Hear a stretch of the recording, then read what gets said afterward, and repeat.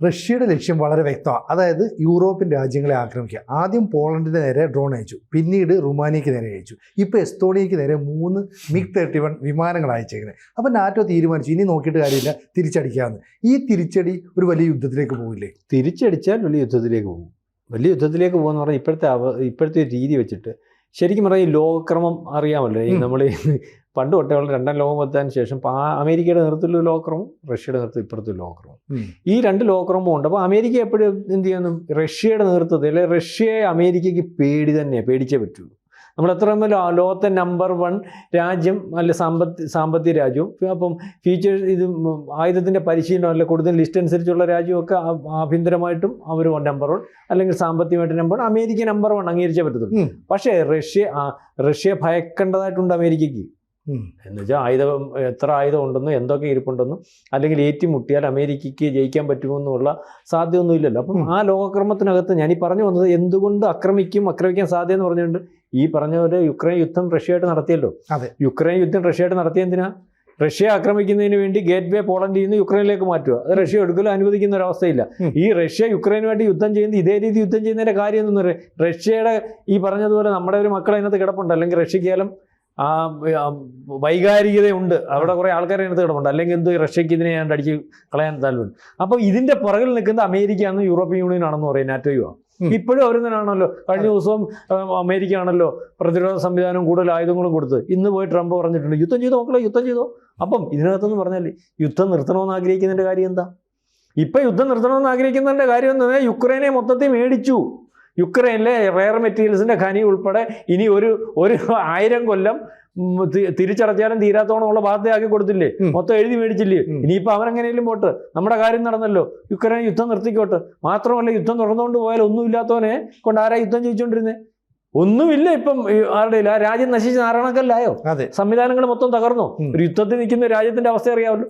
ഇപ്പം യുദ്ധം ചെയ്യണമെങ്കിൽ ആരും ആട് കൊടുക്കും? യൂറോപ്യൻ യൂണിയൻ നാറ്റോയും കൊടുക്കും. നാറ്റോയും യൂറോപ്യൻ യൂണിയൻ വെള്ളം കുടിക്കുക. അതിനകത്തും 2 അഭിപ്രായമുണ്ട്.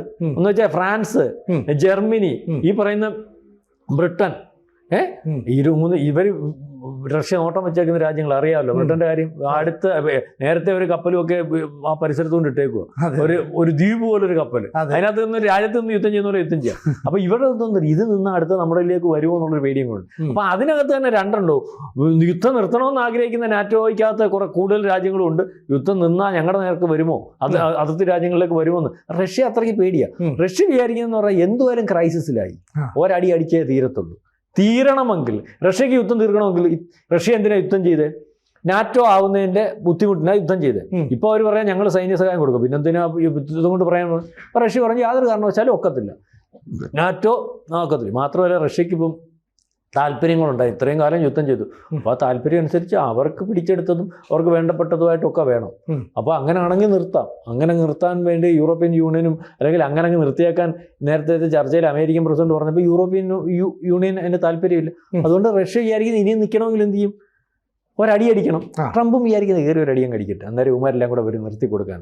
അല്ലാതെ ഇപ്പം നിൽക്കത്തില്ല.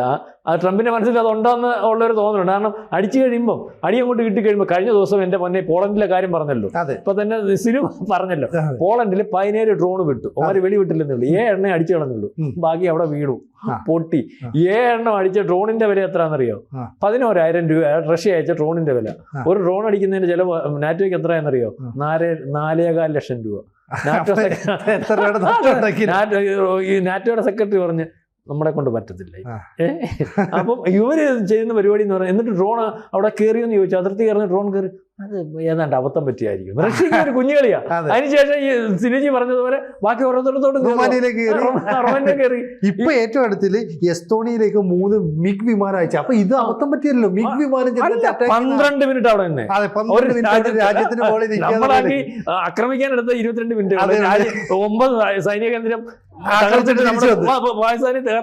ഇവരെ മനഃപൂർവ്വം. അപ്പൊ മാർക്ക് റുട്ടെ പറയുന്ന, സെക്രട്ടറി ജനറൽ പറയുന്ന ഒറ്റ കാര്യമുള്ളൂ, ഞങ്ങൾക്ക് ഇനി തിരിച്ചടിച്ചേ പറ്റുള്ളൂ, ഞങ്ങൾ ഇനി തിരിച്ചടിക്കും. ഇവിടുത്തെ പ്രശ്നം ഇത്രയേ ഉള്ളൂ, റഷ്യക്ക് പഴയ റഷ്യൻ സാമ്രാജ്യം തിരിച്ചു പിടിക്കണം. അതായത് സർ ചക്രവർത്തിമാർ ഭരിച്ചതുപോലെ റഷ്യൻ എംപറർ ഉണ്ടാക്കണം. അതാണ് വ്ളാഡിമിർ പുടിൻ്റെ ലക്ഷ്യം. അപ്പോൾ ഇയാൾ USSRന്റെ കൂടെയൊക്കെ നിന്നൊരു പരിചയമുള്ളതുകൊണ്ട് ഞാൻ സാമ്രാജ്യം വലുതാക്കും. ആദ്യം ഞങ്ങൾ UK അടിച്ചു. അപ്പോൾ ബ്രിട്ടനാണ് ലക്ഷ്യം. ഇവിടെ പോളണ്ടിലേക്ക് 3 ഡ്രോൺ അയച്ചു, അല്ലെങ്കിൽ അവിടെ അറ്റാക്ക് ചെയ്തിട്ടുണ്ടെങ്കിൽ അടുത്ത് UK തന്നെ അറ്റാക്ക് ചെയ്യും. അപ്പോൾ ഫ്രാൻസ് പറയുന്നത് പറയുന്നത് ഈ ട്രംപ് പറഞ്ഞെല്ലാം നമ്മൾ കേൾക്കേണ്ട കാര്യമില്ല, കാരണം അവനെ നമുക്ക് വിശ്വസിക്കേണ്ട എന്നുള്ളത്. ഫ്രാൻസ് ശക്തമായിട്ട് നിലപാടെടുത്തു, ജർമ്മനി നിലപാടെടുത്തു. ഇവരെല്ലാം മാറി മാറി ചിന്തിച്ചു കഴിഞ്ഞാൽ ഇനി അമേരിക്കയുടെ കൂടെ നാറ്റോ രാജ്യങ്ങൾ നിൽക്കുമോ അതോ നാറ്റോ രാജ്യങ്ങൾ ഒറ്റയ്ക്ക് യുദ്ധം ചെയ്യുമോ, ഇതൊക്കെയാണ് റഷ്യ കാണുന്ന ഒരു ലക്ഷ്യം. കാരണം അമേരിക്ക ഇവിടെ മാറ്റി നിർത്തും. കാരണം അമേരിക്ക നേരിട്ട് ഒരിക്കലും റഷ്യയോട്ട് യുദ്ധം ചെയ്യത്തില്ല. ഇല്ല, റഷ്യക്ക് താല്പര്യമില്ല. അതാ മനസ്സിലായില്ലേ? അതെ, ഇതിനകത്ത് ഇപ്പൊ പറയുന്നുണ്ടല്ലോ, ഈ അമേരിക്കൻ റഷ്യയോട് നേരിട്ട് ഇടപെടത്തില്ല. റഷ്യ ഈ അമേരിക്ക ദൂരെ കിടക്കൂല്ലേ, അതെ, റഷ്യ ഇടപെടത്തില്ല. ഇപ്പൊ ഇതിനകത്ത് അടിയെന്ന് പറഞ്ഞാൽ അടിച്ചാൽ ഇപ്പം ആദ്യത്തെ അടി പറഞ്ഞേ 10 ഡ്രോൺ തടുത്തപ്പോ തന്നെ നാറ്റോ സെക്രട്ടറിക്ക് മനസ്സിലായി ഇത് വേറെ കാര്യം കൂടെ ഉണ്ട് സിനിജി. പഴയതുപോലെ കോട്ടും ഒക്കെ ഉള്ളൂ, പഴയതുപോലെ പൈസ ഒന്നും കയ്യിലില്ല. പഴയ പ്രതാപമൊക്കെ ഉള്ളൂ, എന്നെ തറവാട്ടിലെ കുഞ്ഞ എന്നൊക്കെ പറഞ്ഞുണ്ട്. പഴയ സംവിധാനമൊന്നുമില്ല. അപ്പൊ ഈ റഷ്യ ഉദ്ദേശിക്കുന്നത് എന്നെ യവന്മാർ പെടുത്തി നാളെ കാലത്ത് ഉപരോധത്തിനും വരുക, ഞാൻ എന്തായാലും യുദ്ധം ചെയ്തൊരു പരുവാക്കി യവന്മാരും അവസ്ഥയെ വരട്ടെ. അതുകൊണ്ട് ഞാൻ പറഞ്ഞ അടി നടക്കുമെന്ന്. റഷ്യ ചൊറിഞ്ഞുകൊണ്ടിരിക്കുക. ലോകകർമ്മത്തിനകത്തൊരു കാരണം ഉണ്ടാക്കണം, അല്ലെങ്കിൽ ചൊറിഞ്ഞുകൊണ്ടിരിക്കുക. ഇവിടെ എല്ലാം ചെന്ന് കയറിക്കൊണ്ടിരിക്കുക. അതുകൊണ്ടാണ് ഇന്നലെ ഇയാളെന്നാ അങ്ങ് അടിച്ചാൽ പോരെ.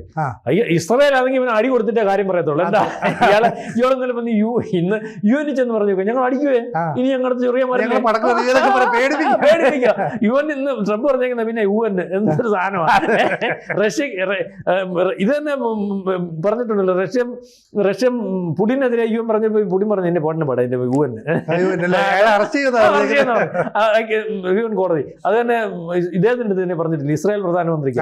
അതിന്റെ അടുത്ത് പറഞ്ഞു എന്നാ ഈ അടങ്ങ് എന്ന് പറഞ്ഞ ആ സാധനത്തെ UN എടുത്തി എന്ന് പറയുക റഷ്യ ഞങ്ങള് മാന്തുന്നു. എന്നാൽ റഷ്യ അങ്ങ് തിരിച്ചടിച്ചാൽ മതിയല്ലോ. അപ്പൊ അതല്ല, തിരിച്ചടിക്കാനൊന്നും അല്ലെങ്കിൽ റഷ്യയോട് കളിച്ചാൽ പണി മേടിക്കുമെന്ന് അറിയാം. കഴിഞ്ഞ ദിവസം തന്നെ ഈ നമ്മുടെ പോളണ്ട് ബോർഡറിൽ ഒരു സൈനിക അഭ്യാസം നടത്തിയില്ല, നമ്മൾ ഉൾപ്പെടെ ഉള്ളത്, ഇന്ത്യ ഉൾപ്പെടെ.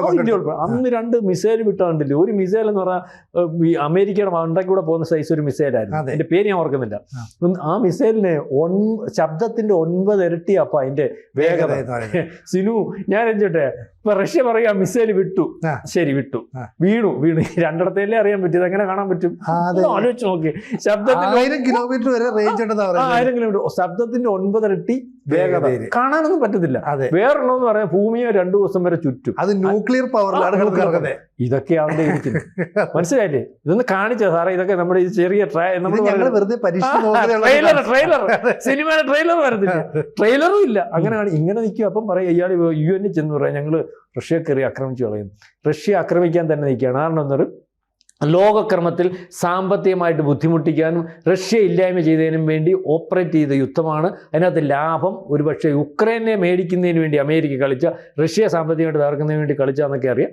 അത്ര മോശമൊന്നും അല്ലല്ലോ പുടിൻ എന്ന് പറഞ്ഞു. അപ്പോൾ അത് യുദ്ധം നിർത്തണമെങ്കിൽ ഈ എന്തുവായാലും യുദ്ധം തുടങ്ങി ഞങ്ങളുടെ താല്പര്യം സംരക്ഷിക്കണം, അല്ലെങ്കിൽ നിൽക്കണ്ട, നീയും കൂടെ കിടന്നടി എന്ന് വെച്ചാൽ യുദ്ധം ജയിക്കാനല്ല ഞാൻ പറഞ്ഞത്. ഇപ്പൊ നാറ്റോ തോപ്പിക്കാനും യൂറോപ്യൻ യൂണിയനെ തോപ്പിക്കാനും ഒന്നുമല്ല, യുദ്ധത്തിന് വലിച്ചിട്ടാ പ്രശ്നമാവൂ. ആവുമല്ലോ. നമ്മളെ ഉള്ളു 4 ദിവസം കൊണ്ട് യുദ്ധം നിർത്തിയത്, അത് നമ്മുടെ തന്ത്രം കൊണ്ടാ. അതിനു മുമ്പ് അതുപോലെ യുദ്ധം നിർത്തിയ ഒരു രാജ്യം ഉണ്ടായിരുന്നു, ഇസ്രായേൽ.